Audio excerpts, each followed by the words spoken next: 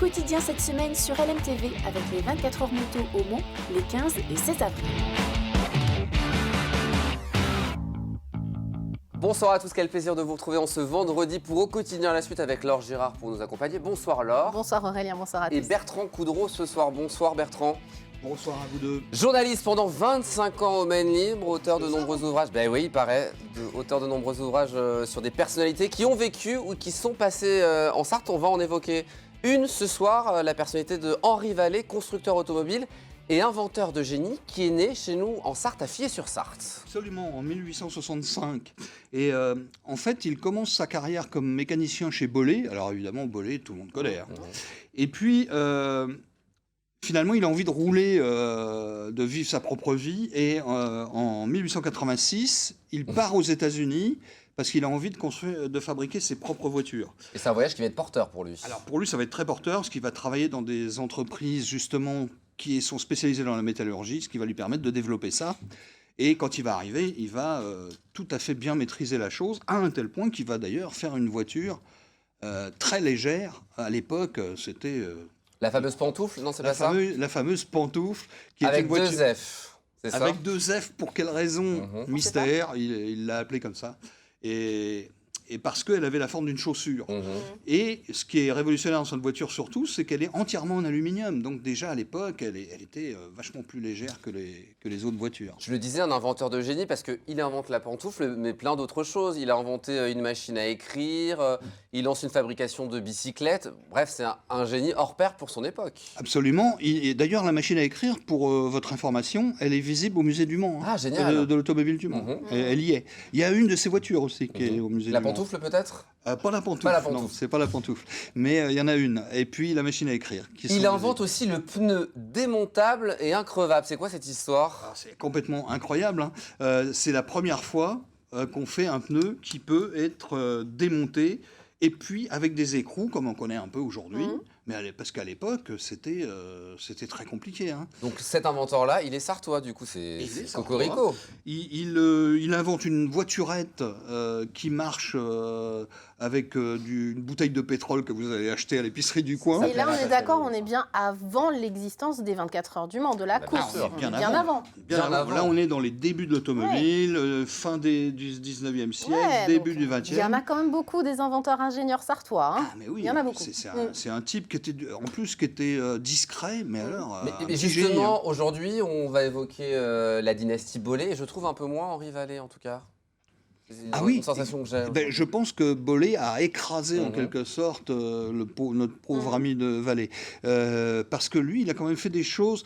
on parlait des pneus. Ouais. Par exemple, il va créer le pneu qu'on connaît un peu aujourd'hui, la jante, la chambre à air...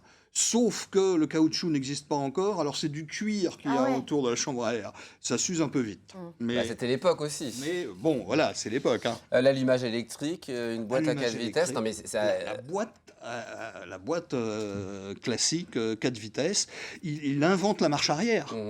C'est quand même assez... Ça a l'air bête, mais en effet. Henri Vallée, Fier-sur-Sarthe, il invente la marche arrière. Il est devenu célèbre, riche, du coup, cet Henri Vallée ? C'est-à-dire qu'il aurait dû l'être, mais le pauvre, il ne sait pas gérer. Il sait très bien inventer, il sait très bien fabriquer des voitures. Souvent, c'est ça, hein, les petits génies. Hein. Mais il ne sait pas gérer son argent, alors il fait faillite plusieurs fois. C'est ça, en 1909, il va vendre sa maison et son affaire. Voilà, ça ne marche pas très bien. Il va rebondir, du coup, après... Il remonte une société à nouveau, et alors c'est là que LMTV joue un rôle indirect. C'est qu'il remonte sa société, là, juste à côté des studios de LMTV, là, la porte à côté, à ma gauche. Alors je ne sais pas, pour les téléspectateurs, ça ne représente pas grand-chose, mon geste, mais il s'installe là, à l'angle de chez vous, un atelier, où il va reprendre son activité, et c'est là le rapport avec les 24 heures moto qui sont dans 15 jours, c'est qu'il a fait des vélos, il a fait des bicyclettes, il a fait des voitures. Et puis, il commence par faire un vélocipède qui marche à air comprimé. Je ne sais pas si vous vous rendez compte un petit peu comme truc. On sait aujourd'hui qu'il y a des sociétés, notamment au Luxembourg, qui sont en train de faire des recherches dans ce domaine-là. Peut-être une solution pour l'avenir, pour remplacer le pétrole. L'air comprimé est à l'étude encore aujourd'hui chez des chercheurs. Et lui, on est en 1980. 1910, là, il travaille là-dessus. Et alors, encore mieux, il se lance dans la fabrication des motos, parce que c'est sans doute un peu moins cher pour lui de fabriquer des motos. Et il fait une moto qui marche à l'eau. Incroyable. Là, ça laisse sceptique. Bah oui, parce qu'on se dit, on est en 1910 et quelques, et on a réussi à inventer une moto qui fabriquait, qui marchait à l'eau. Finalement, quoi, déjà. Alors, il est déjà dans des sphères comme ça. Il a déjà, vous vous rendez compte, des marches écolo. Oui, c'est déjà un écolo avant.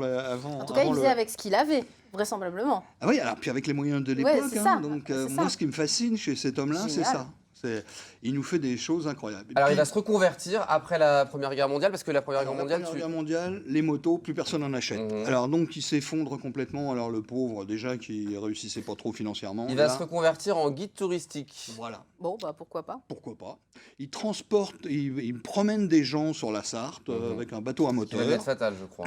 Et malheureusement, ça va lui être fatal parce qu'en 1916, on est encore en pleine Première Guerre Le mondiale. 9 juillet 1916. Voilà, il retient bien ses leçons, Aurélien. Oui, c'est écrit sur les petites feuilles préparées par Bertrand.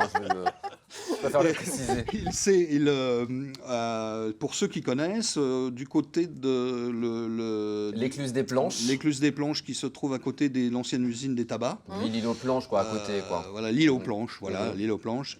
À cette écluse-là, il glisse en voulant aller sur le quai.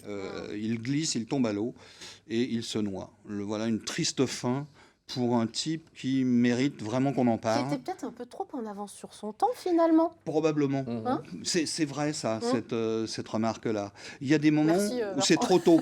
Il y a des moments où Des c'est fois, trop tard. C'est ça. Parfois, c'est trop Il était pas tard. en phase avec son époque. Et là, il c'était était trop en probablement avance. trop tôt. Incroyable. Donc aujourd'hui, à part la machine à écrire qu'on peut retrouver au musée automobile Et une de ces Club voitures l'Ouest, qui est au musée. il y a un autre héritage qu'on peut voir de lui? Non, il y a eu une de ces voitures qui a été vendue aux enchères il y a pas très longtemps, là, il y a 2-3 ans. C'est toi qui l'as racheté? Non. Mais je pense que celui qui l'a acheté, il a vraiment une pièce de collection parce qu'il faisait des voitures individualisées, à la commande. En tout cas, merci Magnifique. Bertrand d'avoir fait vivre la Belle mémoire histoire. de Henri Vallée, constructeur automobile et inventeur de génie. Vous l'aurez compris, on se retrouve bientôt pour de nouvelles aventures. Oh, bon, absolument, quand vous voulez. Avant de se quitter, un mot, chers amis, sur ce qui vous attend ce week-end. Samedi, à partir de 17h, événement sportif, un match du championnat de tennis de table Pro B dames qui verra s'affronter Le Mans à Issy-les-Moulineaux. Ça sera en direct du gymnase Garnier-Pagès du Mans et commenté par Antoine Besson. Et puis à 19h, Pascal Brulon vous emmène dans les coulisses de...